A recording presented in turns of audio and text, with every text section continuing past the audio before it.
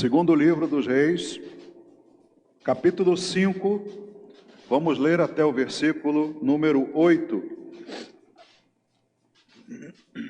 Os irmãos acharam? Diz assim: Naamã, comandante do exército do rei da Síria, era grande homem diante do seu senhor e de muito conceito, porque por ele o Senhor dera vitória à Síria. Era ele herói da guerra, porém leproso. Saíram tropas da Síria e da terra de Israel, levaram cativa uma menina que ficou ao serviço da mulher de Naamã. Disse ela à sua senhora: tomara o meu senhor estivesse diante do profeta que está em Samaria, ele o restauraria da sua lepra. Então foi Naamã e disse ao seu senhor: assim e assim falou a jovem que é da terra de Israel. Respondeu o rei da Síria: vai, anda, e enviarei uma carta ao rei de Israel. Ele partiu e levou consigo 10 talentos de prata, 6.000 ciclos de ouro e 10 vestes festivais. Levou também ao rei de Israel a carta que dizia: logo, em chegando a ti esta carta, saberás que eu te enviei Naamã, meu servo, para que o cures da sua lepra. Tendo lido o rei de Israel a carta, rasgou as suas vestes e disse: acaso sou Deus com poder de tirar a vida ou dá-la, para que este envie a mim um homem para eu curá-lo de sua lepra? Notai, pois, e vede que procura um pretexto para romper comigo. Ouvindo, porém, Eliseu, homem de Deus, que o rei de Israel rasgara as suas vestes, mandou dizer ao rei: por que rasgaste as tuas vestes?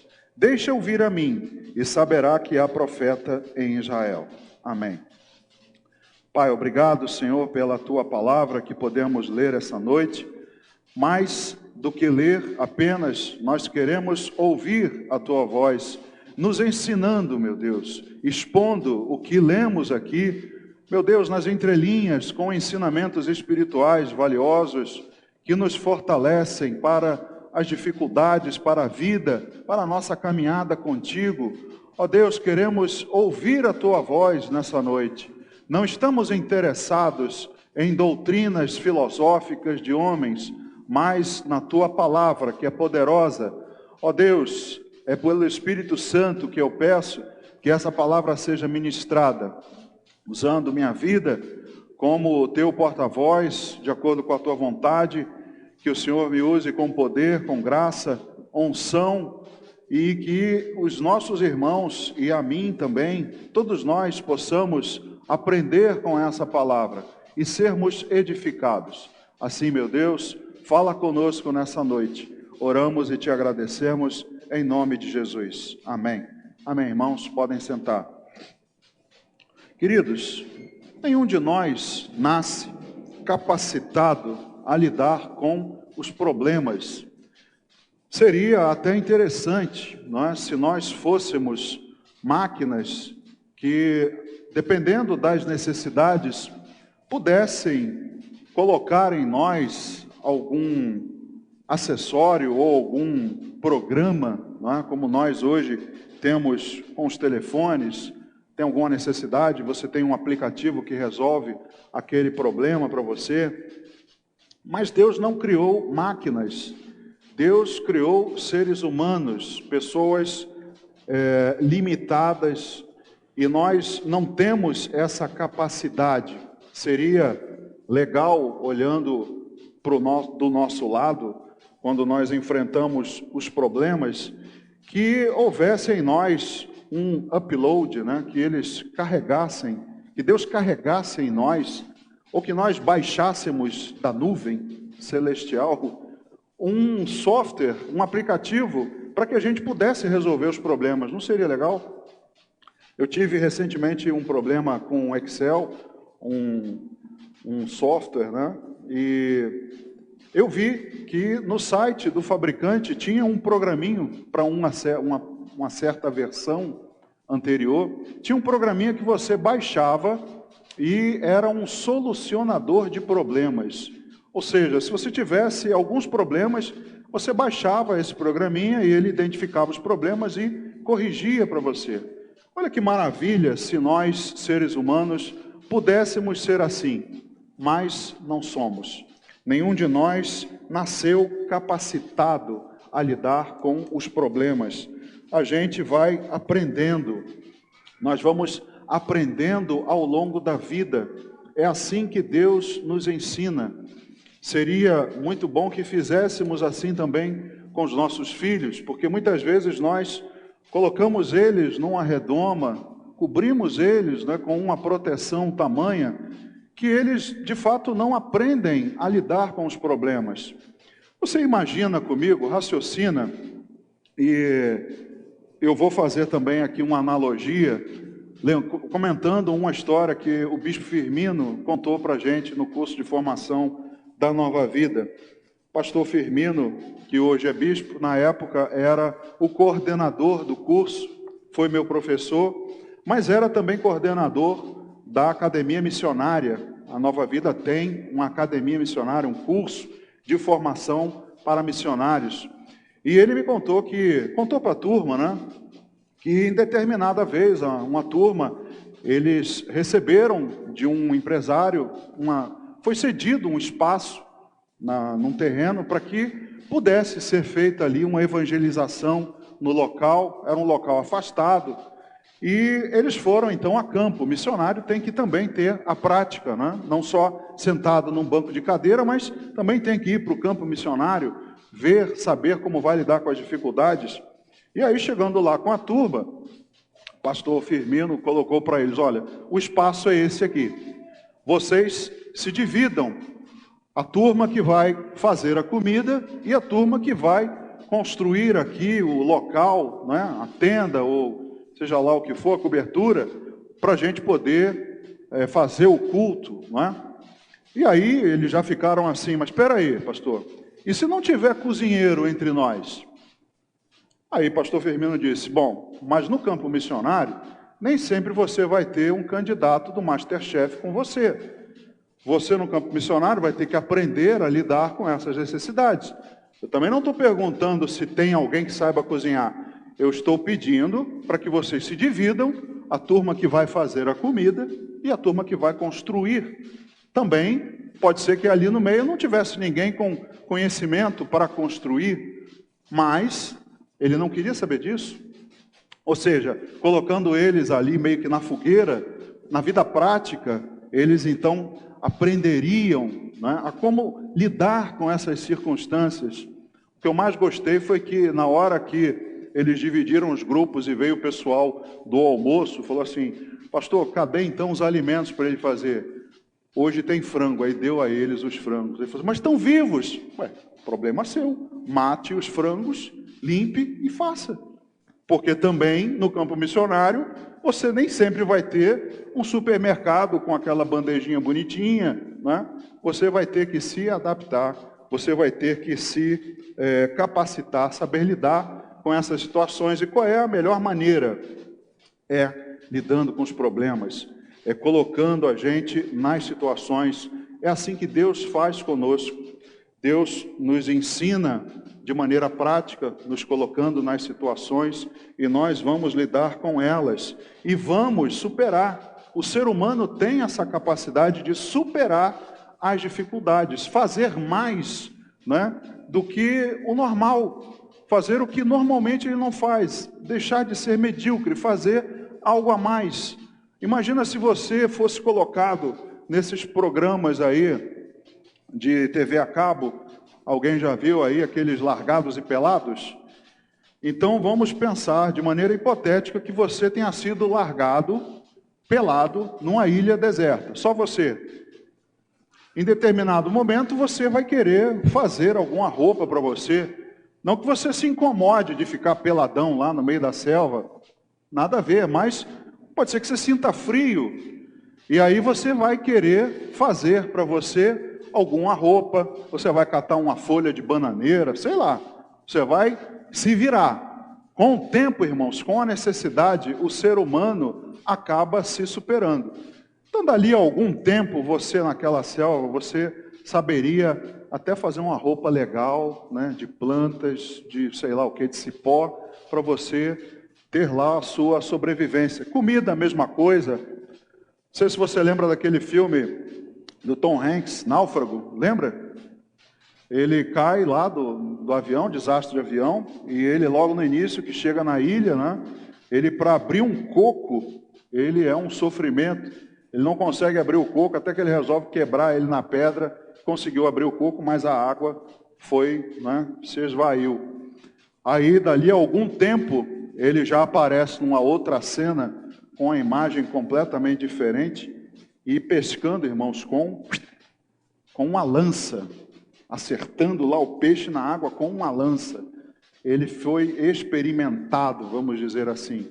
Com o tempo e com as necessidades, ele aprendeu a fazer uma cabana. A primeira ficou ruim, mas a segunda ele foi melhorando, foi fazendo, foi aprendendo. Fez a sua cabana, fez as suas roupas, enfim, se virou, a sua alimentação.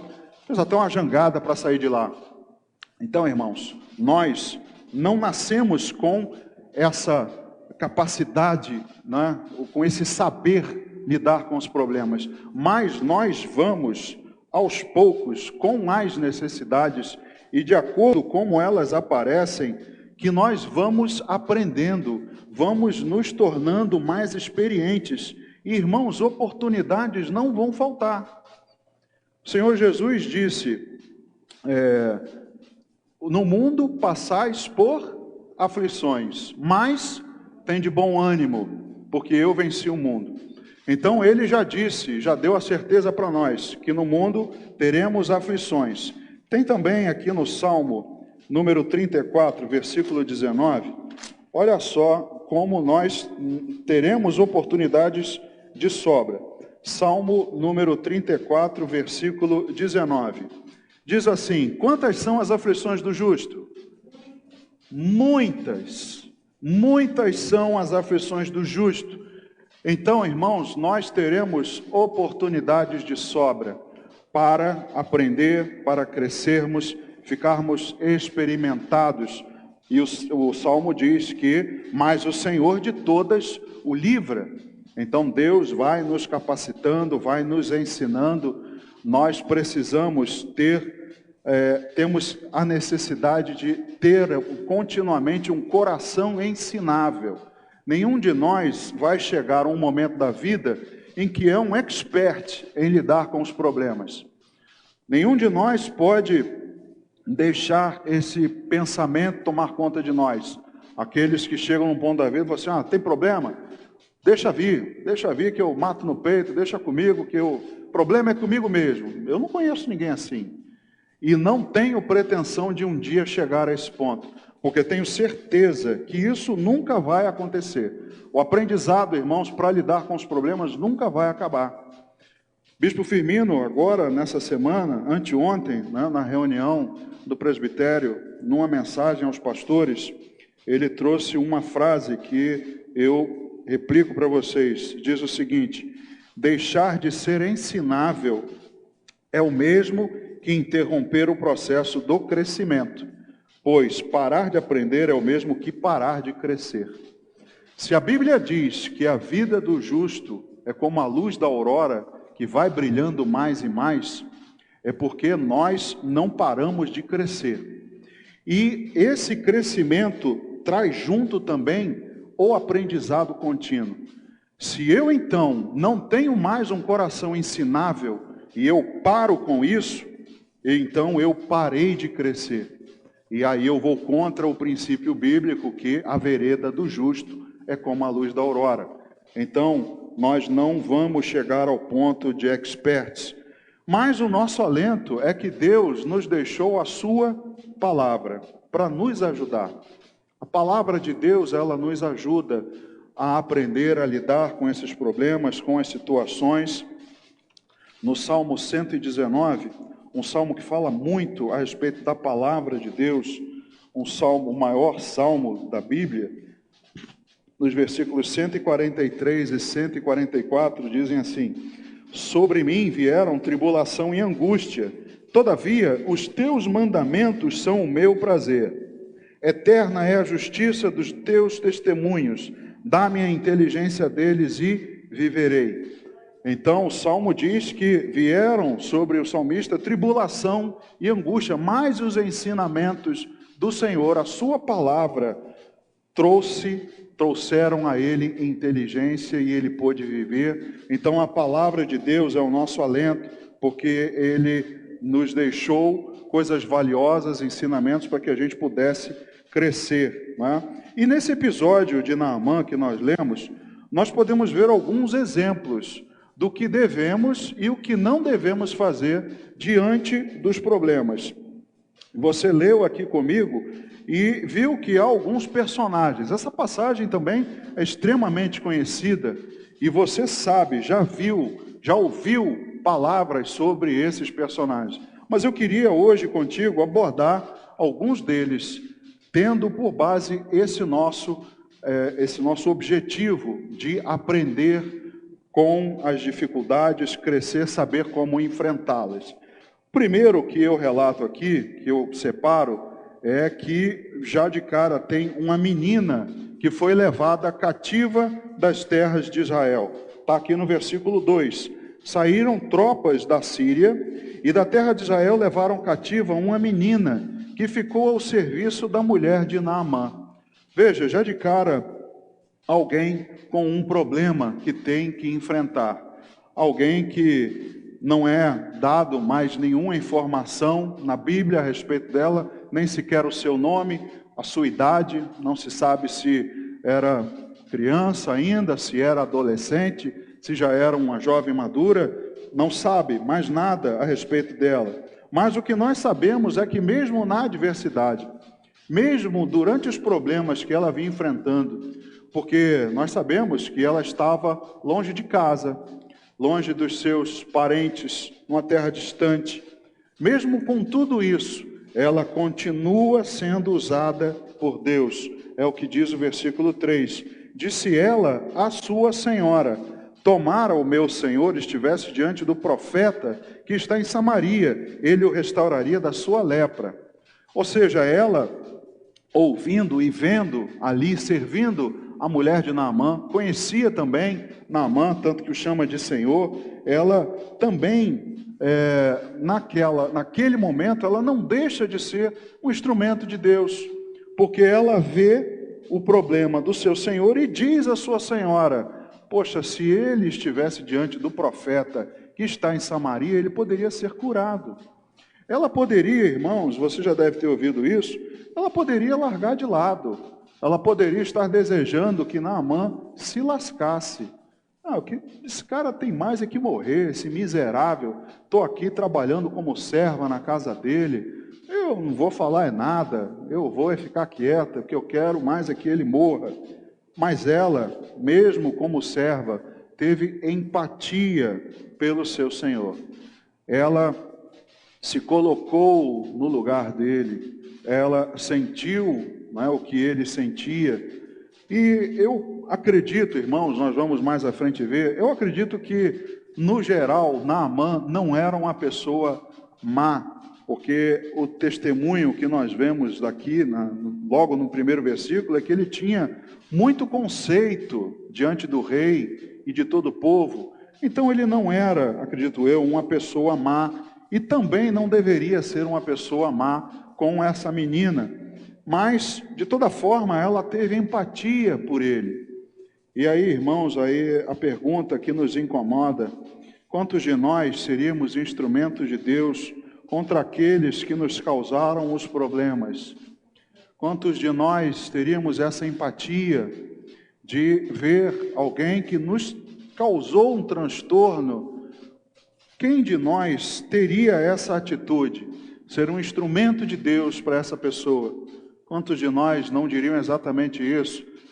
Deus tem mais é que baixar a mão em você. Deus tem mais é que te castigar, porque o mal que você fez a mim não tem preço. Mas, como Jesus nos ensinou em Mateus capítulo 5, o ensinamento de Jesus nos confronta e nos incomoda com relação a isso. Evangelho de Mateus, no capítulo 5, nos versículos 38 a 48, Jesus diz assim: ouvistes que foi dito, olho por olho, dente por dente?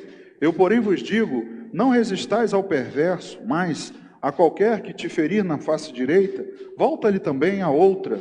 E ao que quer demandar contigo e tirar-te a túnica, deixa-lhe também a capa. Se alguém te obrigar a andar 1 milha, vai com ele 2. Dá a quem te pede, e não voltes as costas ao que deseja que lhe emprestes. Ouvistes que foi dito, amarás o teu próximo e odiarás o teu inimigo.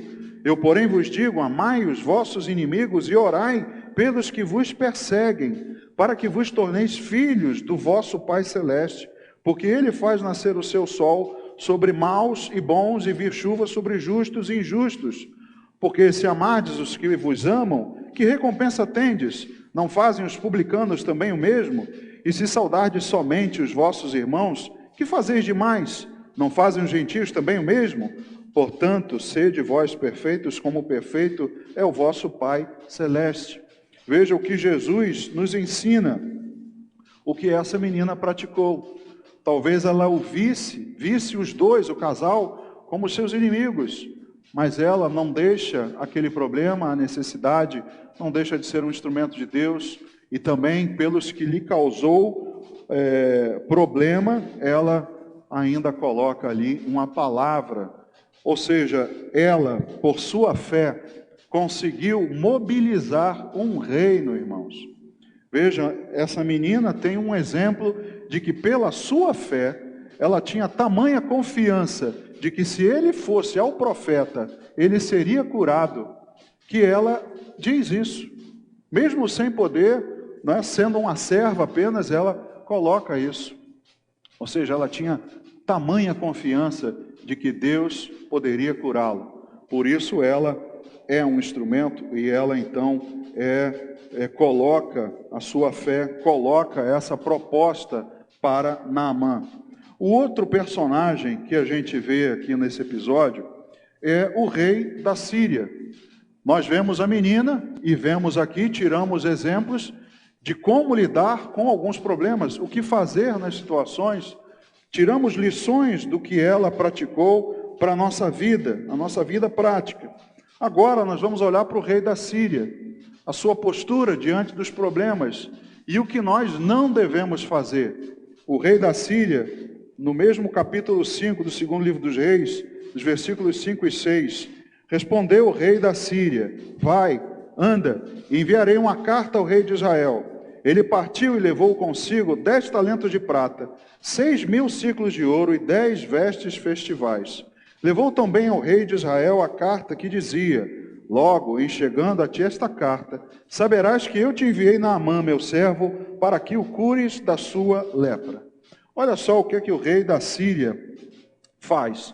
É um exemplo, irmãos, de como não devemos lidar com as dificuldades. Porque Naamã chega para o rei com aquela notícia, e o rei, quando ouve aquilo, ele tem logo aquele pensamento de se livrar do problema. Um pensamento mundano que havia também naquela época, de que os profetas e sacerdotes eram meros funcionários dos reis, como se estivessem na folha de pagamento dos reis. Olha, vai lá, leva essa carta aqui, procura esse homem então, mas vai ao rei de Israel, porque ele vai mandar esse cara fazer alguma coisa por você. E ele manda que ele leve consigo 10 talentos de prata, 6.000 ciclos de ouro e 10 vestes festivais. Primeiro, ele quer se livrar do problema. Olha, Naamã, vai. Eu tenho em você um bom conceito, mas sei que você está com lepra aí. Pô, não vem me aborrecer, não. Vai logo lá, leva quem você quiser levar, leva isso daqui, pede para o rei lá fazer isso por você e me livra desse problema. Mas ele procura, com esse pensamento, comprar alguma coisa. Comprar desse homem de Deus uma bênção. E aí ele manda que ele vá com a carta, mas com dinheiro, com valores. E esse pensamento, irmãos, mundano, está na igreja. E como está, irmãos? Como tem gente no meio evangélico achando que pode comprar a bênção. E como tem pastor querendo vender bênçãos, querendo vender, se possível, um pedacinho, um cantinho no céu, querendo que você dê o trízimo para que você ganhar mais ainda. Irmãos, como tem gente no meio evangélico com esse pensamento do rei da Síria, achando que quando eu tenho problema, eu posso comprar uma bênção. É só você ir lá naquela, está com problema? Vai lá naquela igreja, eu canso de ver comercial deles lá, vai lá e dá lá uma oferta que Deus de repente vai te atender, se a oferta for boa, se você tiver condição, de repente você sai de lá com o seu problema resolvido.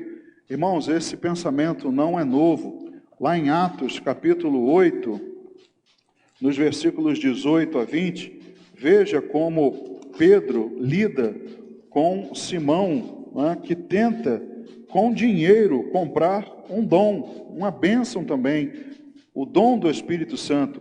Atos, capítulo 8, verso 18, diz assim: vendo, porém, Simão, que pelo fato de imporem os apóstolos as mãos era concedido o Espírito Santo, ofereceu-lhes dinheiro, propondo: concedei-me também a mim este poder, para que aquele sobre quem eu impuser as mãos receba o Espírito Santo. Pedro, porém, lhe respondeu: o teu dinheiro seja contigo para a perdição, pois julgaste adquirir por meio dele o dom de Deus. Pedro aqui diz, e é um ensinamento para todos nós: não resolvemos problemas, não conseguimos favor de Deus com eles através do dinheiro. Não se compra bênção, não se compra dom de Deus, não é através de oferta, não é através de dízimo, também não é através de trabalho. Não, eu vou trabalhar lá porque de repente eu trabalhando Deus me abençoa. Irmãos, não é assim. Deus não vende bênção para ninguém.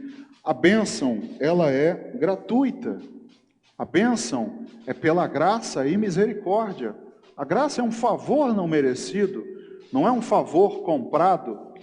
E nós vamos ver aqui que o rei da Síria, não vamos abordar esse personagem, mas você vai ver depois, o rei da Síria tenta comprar a bênção, mas Gease, o moço de Eliseu, tenta vender a bênção.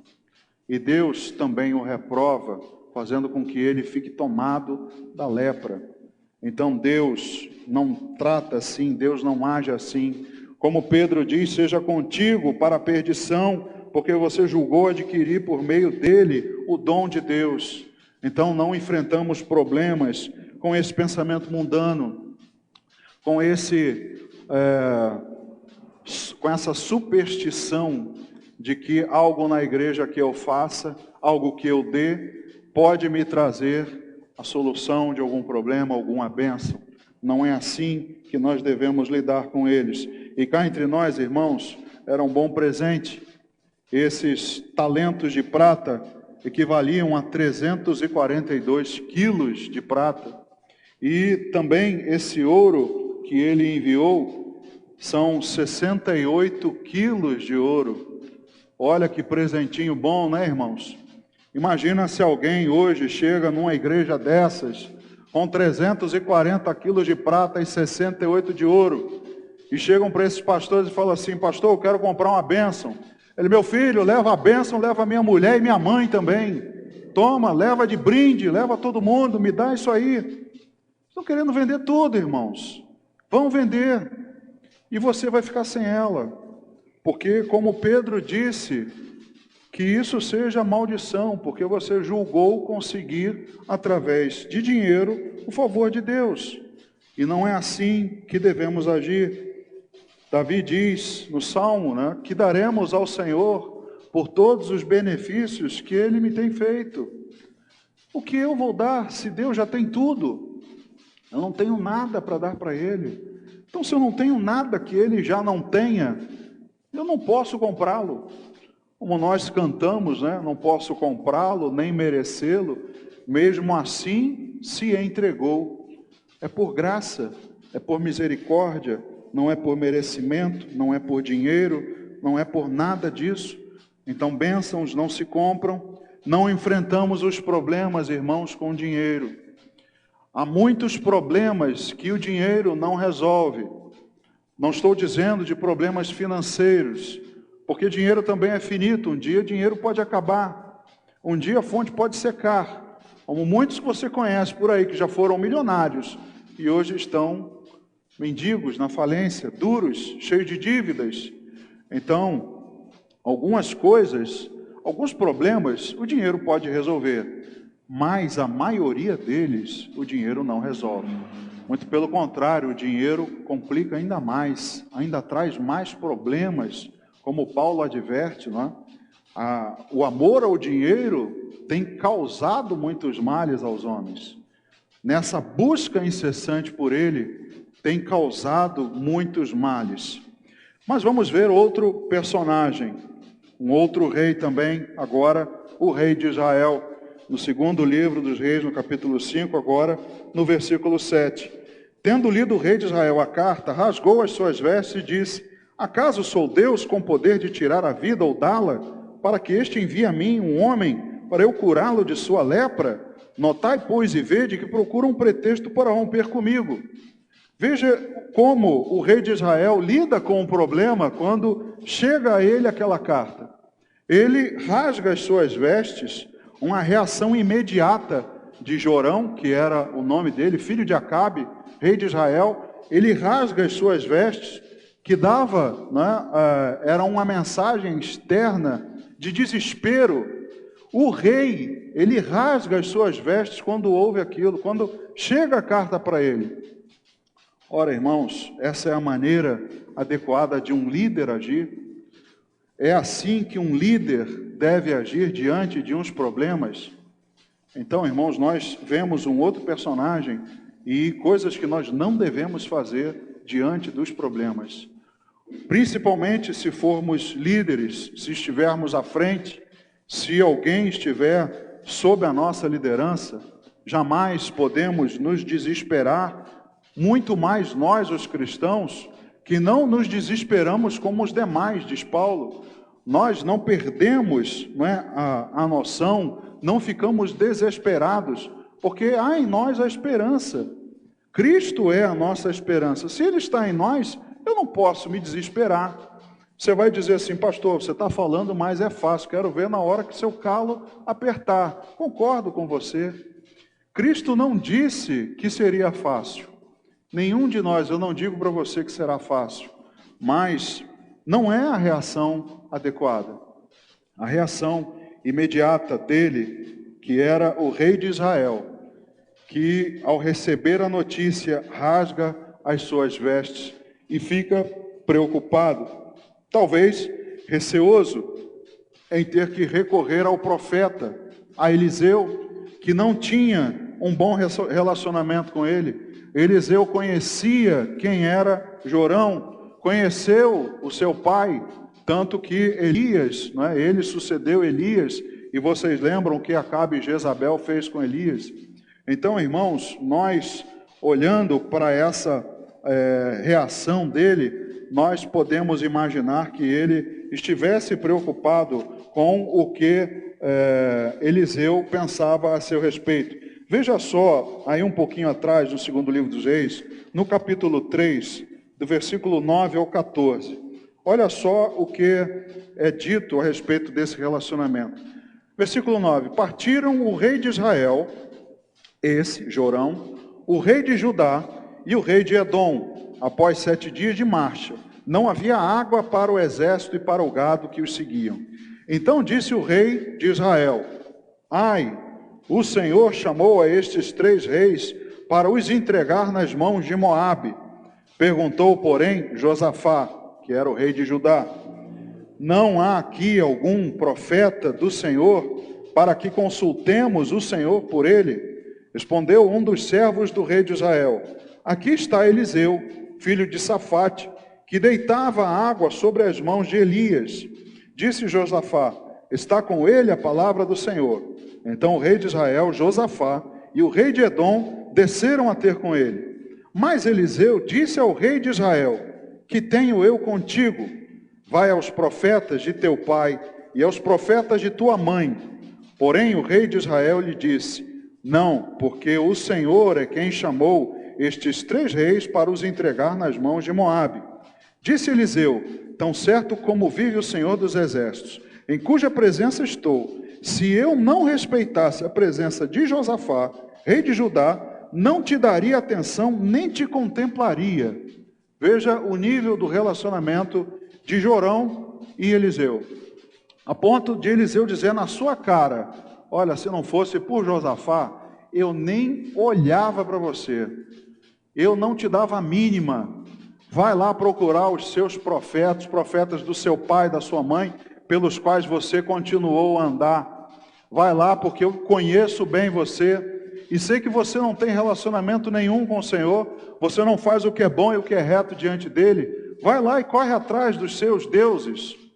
E ele vem com essa história furada de que Deus é que colocou ali os três reis para vencerem Edom. Então, irmãos, o relacionamento é a chave de tudo.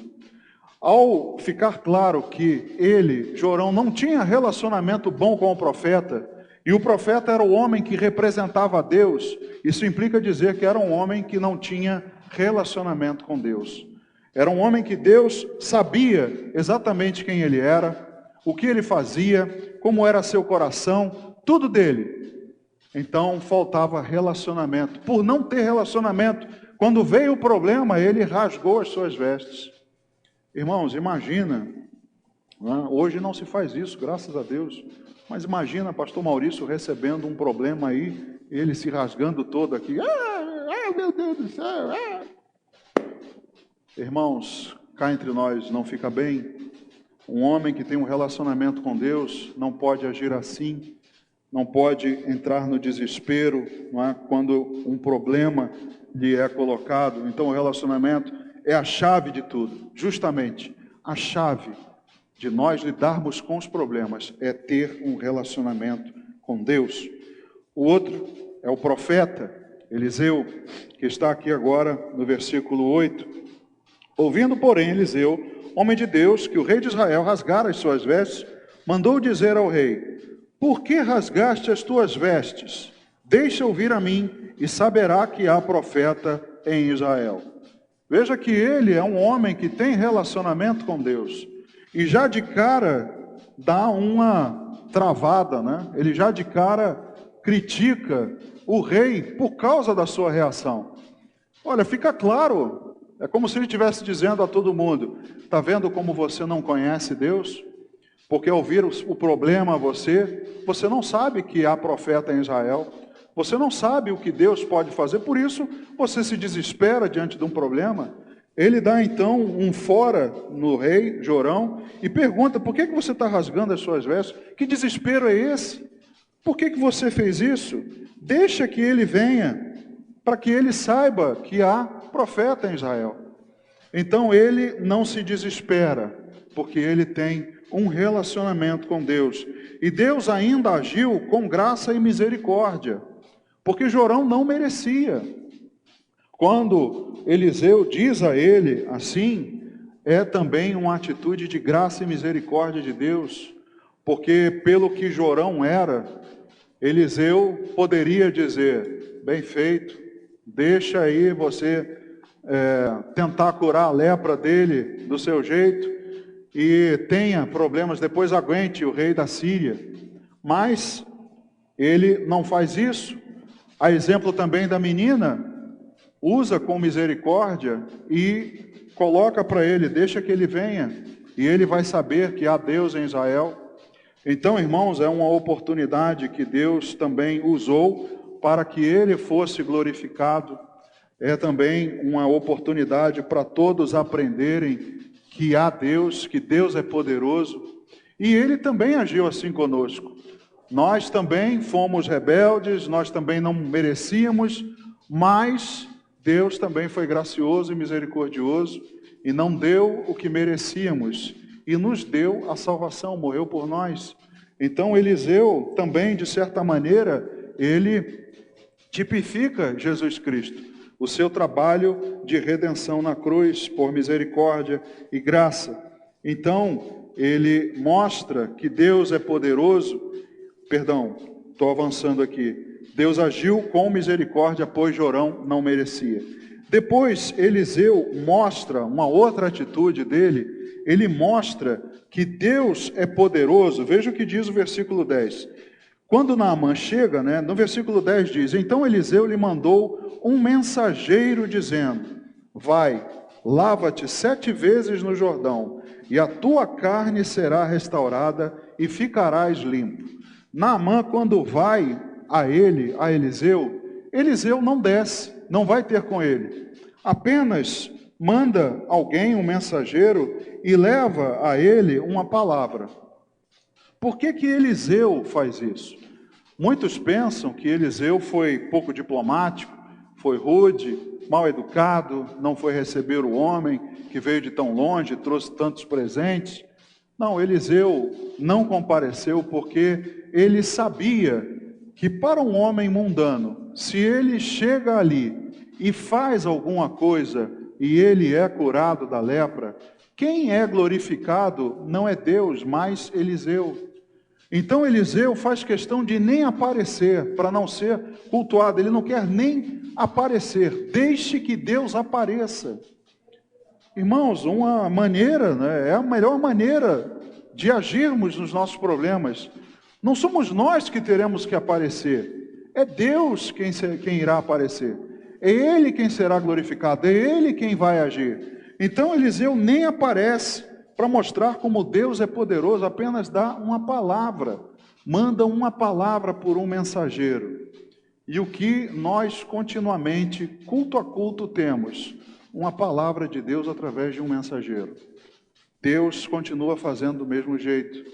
E não é por nós, não é por mim, pastor Paulo, pastor Maurício, porque a palavra não é nossa, é dele, mas ele continua falando a todos nós, através de um mensageiro, e nos ensinando o que fazer, como fazer, mostrando que o poder é dele, que a sua palavra é poderosa.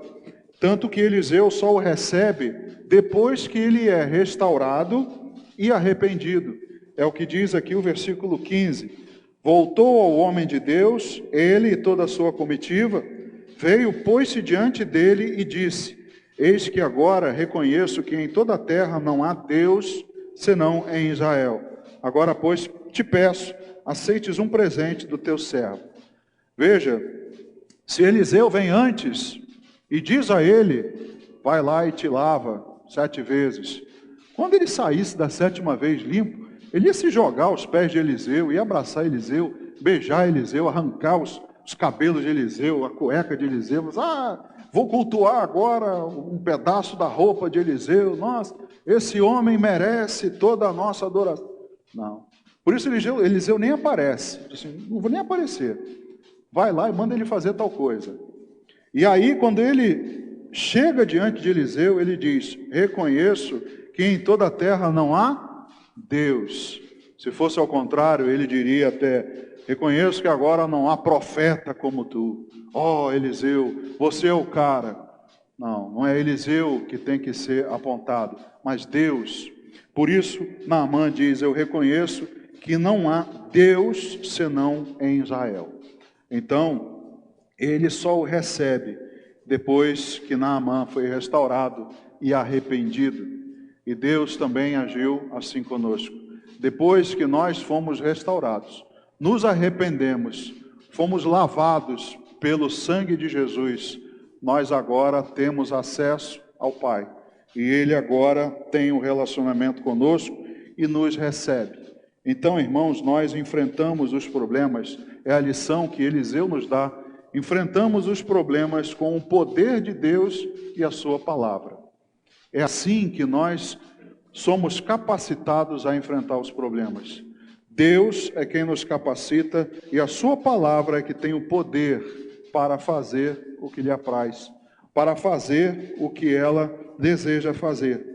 E por último, nós vamos ver finalmente Naamã. Há outros personagens, mas não vou falar dos outros, já falei de Gease, mas vamos falar de Naamã, o Sírio. Apesar de todos os seus erros, como eu disse, eu não acredito que ele tenha sido uma pessoa tão má. Eu acredito que ele tem até algumas atitudes louváveis, porque no versículo 4, diz assim: então foi Naamã e disse ao seu senhor, assim e assim falou a jovem que é da terra de Israel. Irmãos, por causa do que uma jovem disse, que era serva dele, ele vai adiante do rei, dizer a ele: olha, essa menina falou assim, assim. Irmãos, se ele fosse um homem soberbo, vamos raciocinar aqui e pensar. Se ele fosse um homem soberbo, cheio da sua razão, não é? Ou muito cheio da sua razão, não que ele não fosse, mas ele, ao ouvir uma menina dizer: olha, tem um profeta lá em Samaria, que ele, se você for lá, Deus vai agir através dele. Ele poderia ouvir assim: o que essa menina está falando, hein? Sai para lá, ô miserável, serva, vai lavar uma roupa, vai a fazer a comida, não se intromete nos meus problemas. Mas ele teve a humildade de ouvir o que a menina, sua serva, falou a respeito do profeta, a respeito de Deus. E ele leva essa informação, ele deu tamanha credibilidade, ou seja, a fé o alcançou. Ele deixou que aquilo entrasse no seu coração para que ele pudesse levar ao rei essa proposta. Então, ele creu no seu coração. A fé, a palavra de fé da menina o alcançou. Apesar da sua resistência de não querer se banhar, também outro personagem da história, né, o seu servo argumenta ali diante dele: mas meu rei, o meu senhor, se não fosse algo difícil, o senhor não faria também? Apesar de toda a sua resistência, ele ouviu e soube se humilhar. É o que nós vemos aqui nos versículos 13 e 14, quando os seus oficiais lhe dizem: olha, se te houvesse dito profeta alguma coisa difícil, você não faria? Olha, vai lá e mergulha, você já está aqui, lava-te. E aí ele ouviu o argumento dos seus servos, dos homens que estavam ali com eles, dos oficiais, e ele resolveu reconsiderar. Um homem que tenha também tamanha soberba e muita razão dentro de si, não vai. Ele vai dizer assim: pô, esse cara não veio me receber, esse cara me mandou me banhar aqui nesse rio, que tem muitos melhores lá na minha terra, eu quero saber de uma coisa, eu vou embora. E se alguém chegasse e fosse assim: não, poxa, vai tentar, eu vou tentar nada, eu não quero saber desse miserável, não veio falar comigo, me tratou mal, e não se renderia, não se humilharia, mas ele soube ouvir e reconsiderou a sua decisão. E ele reconheceu Deus de Israel como único e verdadeiro. Nos versículos 17 a 19, disse Naamã: se não queres, peço-te que ao teu servo seja dado levar uma carga de terra de 2 mulos, porque nunca mais oferecerá este teu servo holocausto nem sacrifício a outros deuses, senão ao Senhor. Nisto perdoe o Senhor a teu servo, quando o meu senhor entra na casa de Rimom para ali adorar, e ele se encosta na minha mão, e eu também me tenha de encurvar na casa de Rimom, quando assim me prostrar na casa de Rimom, nisto perdoe o Senhor a teu servo. Eliseu disse: vai em paz. Ele soube reconhecer que Deus de Israel era o único e verdadeiro Deus. E apesar de, no seu cargo, ter uma prática que ele sabia que agora não seria adequada, ele já de antemão pede perdão ao Senhor. E Eliseu diz: vá em paz, porque no seu coração há uma verdade em se render ao Senhor como único e verdadeiro. Então, irmãos, muitos, quando saem dos problemas, não são e não dão a Ele, a Deus, a honra e a glória devidas. Quantos no meio cristão, no meio evangélico, quantos saem dos problemas, quando conseguem a solução, quantos não dão glórias a Deus? Quantos não reconhecem que Deus é poderoso, que aquilo aconteceu pelas mãos de Deus? Quantos, irmãos? Talvez até alguns de nós. Então são lições para todos nós, que nós possamos aprender com os nossos problemas, que você possa aprender com eles, e não pense que você já é experiente o suficiente, não tem mais nada para aprender. Você não chega a esse ponto.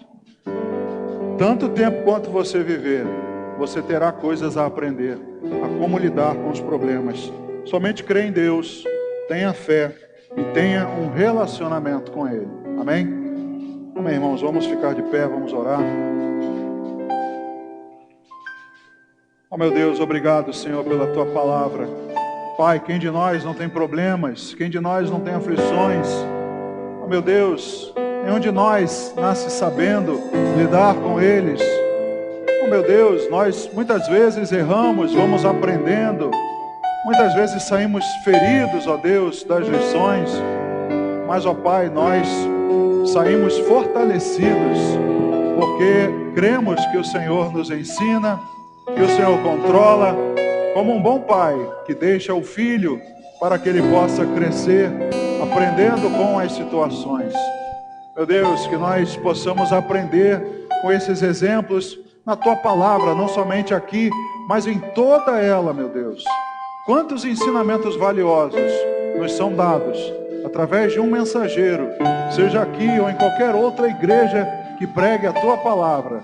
Quantas mensagens, meu Deus, nos são dadas ensinando a como lidar com os problemas do dia a dia.